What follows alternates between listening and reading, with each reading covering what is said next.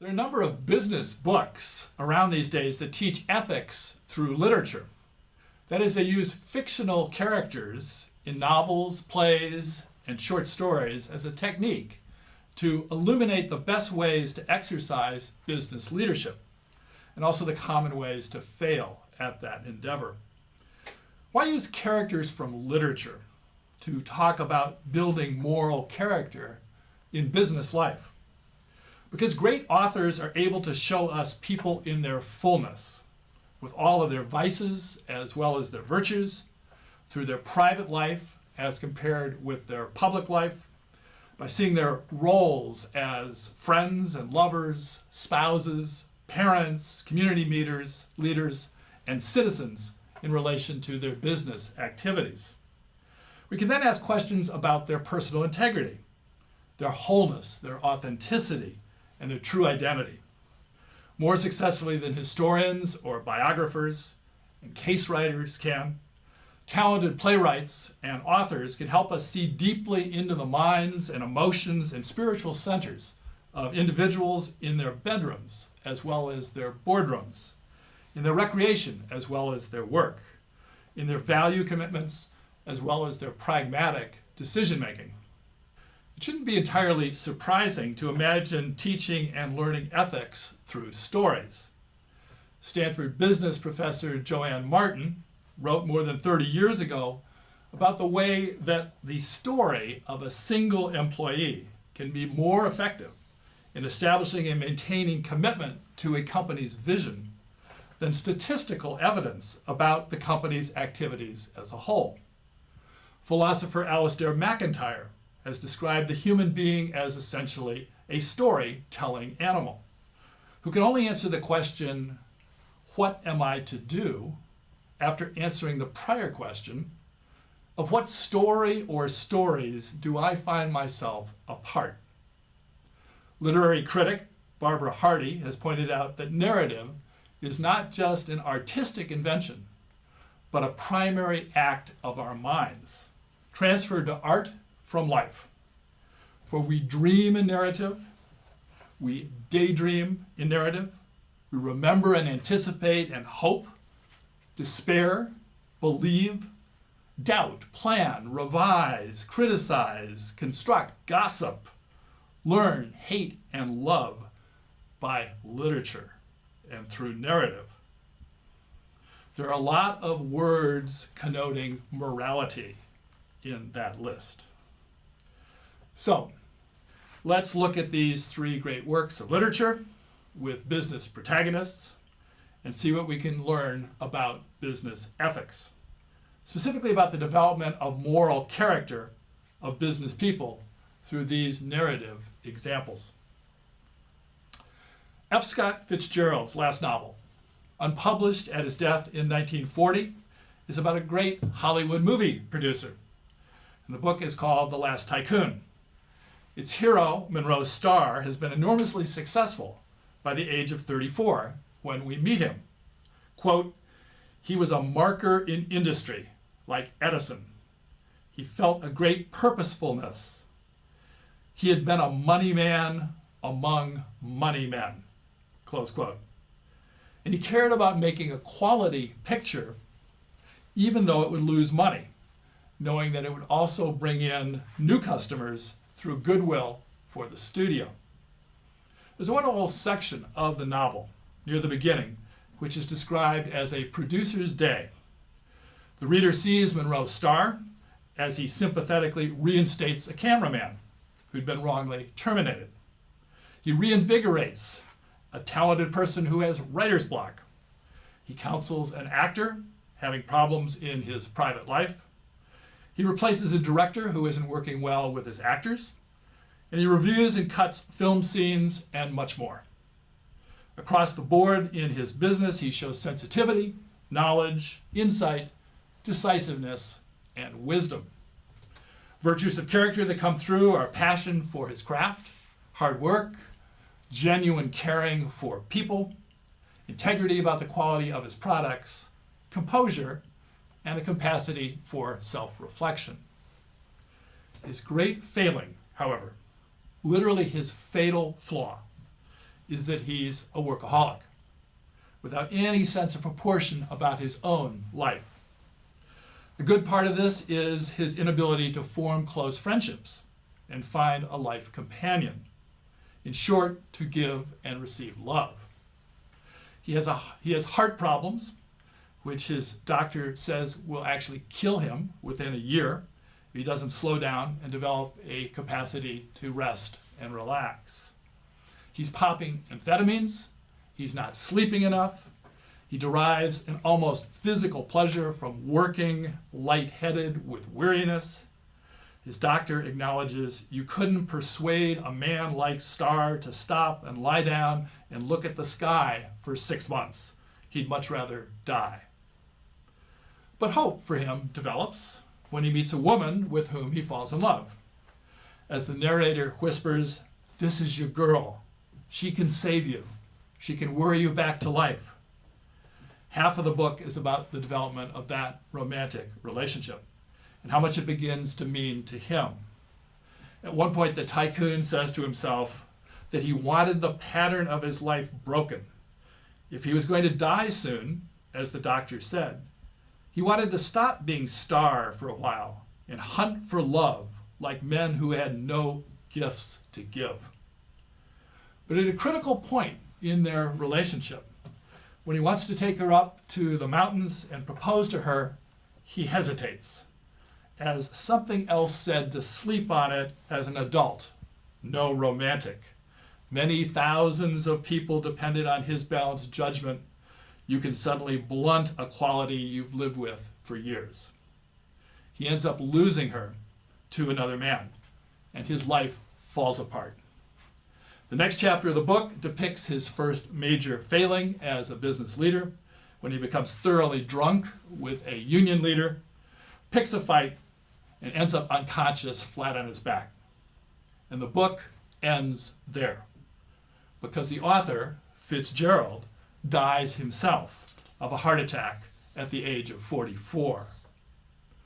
So we learn a lot about the moral character of a giant in business.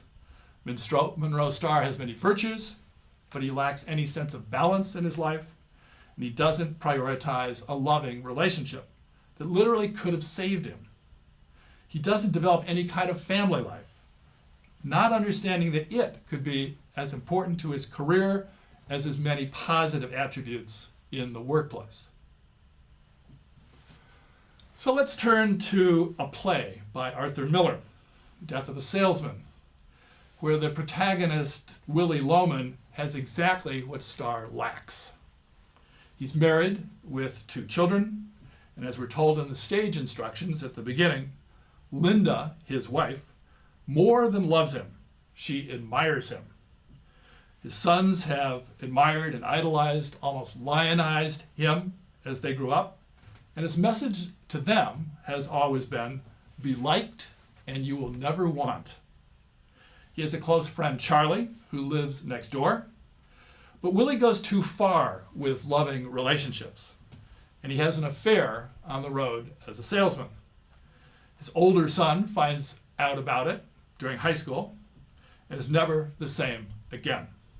In fact, he comes to see that his father has lived a lie, including the lie of aspiring to a career goal that long ago he should have realized that he couldn't achieve. And that fact has deeply affected his son Biff as well. In a powerful culminating scene near the end of the play, Biff, at the age of 34, confronts his father, yelling, "We were never told the truth for 10 minutes in this house. I never got anywhere because you blew me so full of hot air I could never stand taking orders from anybody. Pop, I'm a dime a dozen and so are you. I am not a leader of men, Willie, and neither are you. You were never anything but a hard-working drummer who landed in the ash can like all the rest of them." So part of the lie that Willie has lived, beyond betraying his wife in adultery, is that he's presented to his sons a vision of success in office life and on the road as a salesman that neither he nor they were really cut out for. His sons were athletes growing up, and they loved being outdoors. Willie deeply enjoys gardening and doing carpentry, masonry around his house. They all should have been in the construction business or had a ranch out west, rather than living and working in the concrete jungle of New York City. Biff says at his father's graveside at the end of the play, there were a lot of nice days, making the stoop, finishing the cellar, putting on the new porch. When he built the extra bedroom and put up the garage, you know something, Charlie? There's more of him in that front stoop than in all the sales he ever made. And Biff himself says during an earlier scene, in the middle of that office building today, I stopped and I saw the sky. I saw the things I love in this world. And I said to myself, why am I trying to become what I don't want to be? What am I doing in an office? Making a contemptuous, begging fool of myself, when all I want is out there, waiting for me the minute I say I know who I am. Why can't I say that, Willie? So in terms of building moral character, Willie is a hardworking salesman, surrounded by a loving wife and children, as well as a loyal friend, Charlie. Exactly the relationships that Monroe's star doesn't have. But his life becomes a lie when he betrays his wife in a relationship with another woman, and when he finds himself in the wrong line of work and doesn't get out, and when he tries to convince his adoring children to follow in his footsteps at work rather than do their own self-reflection and find careers for which they have a genuine passion and ability. So let's try again with a third piece of literature, Hermann Hesse's novel Siddhartha. The title character is born wealthy and privileged in India's highest caste, the Brahmins, at the time of the historical Buddha, about 500 BC. He becomes unhappy in his youth, feeling that he's not pursuing the highest kind of knowledge, though. And he joins a wandering band of ascetics who pass through his town. After practicing rigorous self-denial for a number of years, he seeks a middle way and apprentices himself to a rich merchant, and himself becomes a successful business person. And he does so by seeing trading and shipping as a game, rather than becoming attached to it. He treats all people equally and kindly, whether they're wealthy foreign merchants or local peddlers, customers, or the servant who gives him a shave. The goodwill that he develops makes him even more effective in business. And the narrator tells us that for a long time, Siddhartha lived the life of the world without belonging to it. He had tasted riches, passion, and power, but for a long time he remained a samana, an ascetic, in his heart. His moral character was shaped by the traditional virtues of diligence, patience, temperance, kindness, charity, and humility. But then we're told, slowly the soul sickness of the rich crept over him. As the narrator explains, the world had caught him. Pleasure, covetousness, idleness, and finally that vice he'd always despised and scorned as the most foolish, acquisitiveness. Property, possessions, and riches had also finally trapped him. They were no longer a game and a toy. They'd become a chain and a burden. Close quote. So he turns to gambling and alcohol and profligate sex. And at the same time, he lost his patience with slow-paying debtors, and he was no longer kind-hearted to beggars. He became more hard and mean in business, and sometimes dreamt of money at night. And eventually he comes close to committing suicide, saved by an old friend. Luckily for him, Siddhartha had developed some close relationships during his life, starting with loving and giving parents. He had a long liaison with a woman who bore him a son for whom he had the deepest of love. He also had a lifelong friend who was always loyal to him, and in his later years he began working with an experienced ferryman, taking travelers and cargo back and forth across a river. And this was the business in which it finally all came together for Siddhartha. Together, these two provide an important service and are always respectful of their customers, some of whom turn to them for comfort and advice as well as for transportation. Through practicing those classic virtues, again, of diligence, patience, temperance, kindness, charity, and humility, the two ferrymen feel a close affinity with others as brother and sister.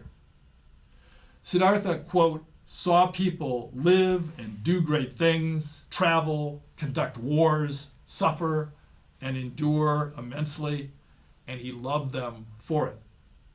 He saw life and vitality in all of their desires and needs, close quote.